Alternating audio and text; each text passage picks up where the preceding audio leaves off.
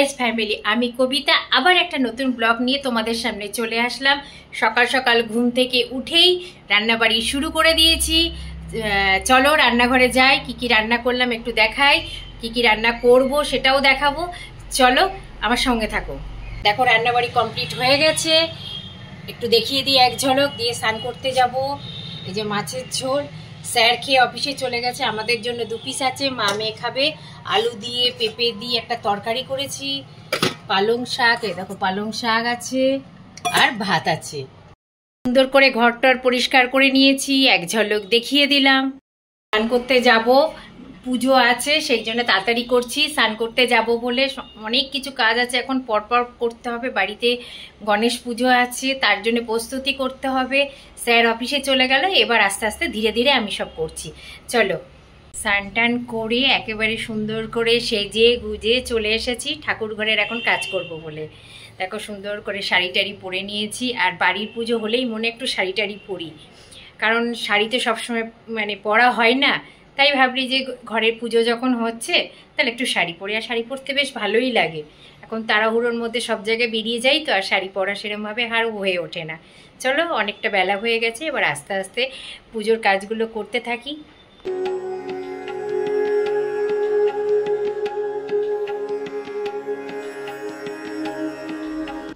সুন্দর করে গলা হারটা পরিয়ে দিলাম গণপতি বাবাকে, একটা হলুদ রঙের হার, ভালো লাগছে। এবার আস্তে আস্তে ধীরে ধীরে আমি এবার পুজোয় বসবো। সব গুছিয়ে গেছি, স্নান টান করিয়ে নিলাম, এবার চন্দন টন্দন বাটবো, তারপরে পুজোয় বসবো। দেখো কত রকমের সব মিষ্টি নিয়ে এসেছি। এটা রয়েছে মোদক, লবঙ্গ লতিকা, লাড্ডু, কাজু বরফি, আর এটা হচ্ছে ফল ভরা সন্দেশ। এবার সুন্দর করে ঠাকুরের থালাটা এবার গুছিয়ে নিই।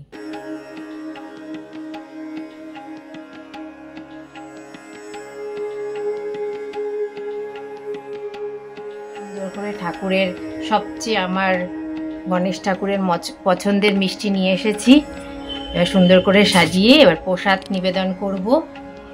ঠাকুরের চরণে এখনো ফুল দিইনি, ফুল নিবেদন করব।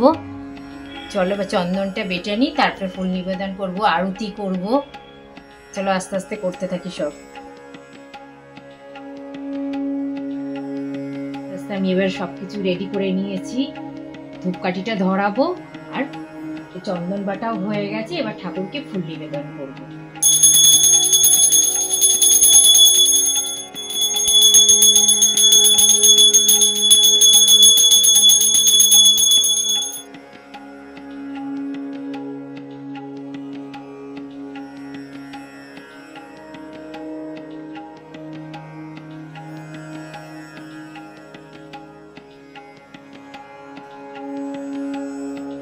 গুজে তোমাদের সামনে চলে আসলাম গল্প করতে। এখন যাচ্ছি ডালডপে, কিছু জামা কাপড় দিয়েছি ওখানে, চুড়িদারের অর্ডার দিয়েছিলাম, আনবো, ব্লাউজ দেবো, নালে আর নেবে না, পুজোর সময় নিতে চাই না।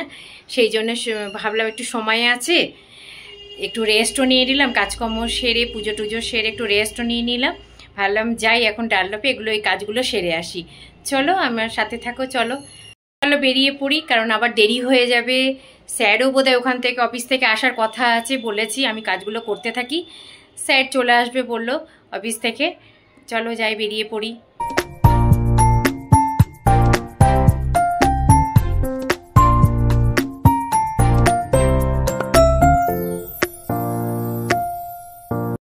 বাড়িতে আসলাম, বাড়িতে এসে এই বসে আছি, খুব গরম লাগছে, এসিটা চালিয়ে বসেছি। আর 2টো নাইটি কিনে নিয়ে আসলাম, এই নাইটি দুটো তোমাদের দেখাবো, তারপর আবার রান্নাঘরে যাব রাত্রে রান্না করতে। সেই জন্য চলে আসলাম নাইটি দুটো দেখানোর জন্য। কেমন হয়েছে বলবে তো তোমরা, নাইটি দুটো কেমন হয়েছে। এই দেখো, এই একটা নাইটি নিয়েছি, আর এই কালারটা বেশ পছন্দ হলো। এই কালারের নাইটি কোনোদিনও পরিনি, লাল তো সবসময় কমন, এই কালারটা পরিনি বলে এই কালারের নাইটিটা নিলাম, ভালো হয়েছে। এবার চলো যাই, হাত পা ধুয়ে রান্নাঘরে যাই, রান্না টান্না করতে হবে। রাতে রুটি করতে হবে, তরকারিটা আছে, রুটিটা করতে হবে। এখন রাত্রি 10টা বেজে গেছে, খাওয়া দাওয়া করতে চলে এসেছি। রুটি, এদের স্যালাড কেটেছি, আর এখানে রুটি আছে, তরকারি আছে। চলো আমরা এবার খাওয়া দাওয়াটা সেরে নিই। যদি আজকের মতো কিছু ভালো লেগে থাকে, ও দুটো পরোটাও বানিয়েছি তার সাথে, এই যে পরোটা দিয়ে খাবে বলে পরোটা বানিয়েছি দুটো, আর আমাদের জন্য রুটি হবে। যদি কিছু ভালো লেগে থাকে ব্লগটার মধ্যে লাইক কমেন্ট শেয়ার করতে ভুলো না, প্লিজ সাবস্ক্রাইব মাই চ্যানেল।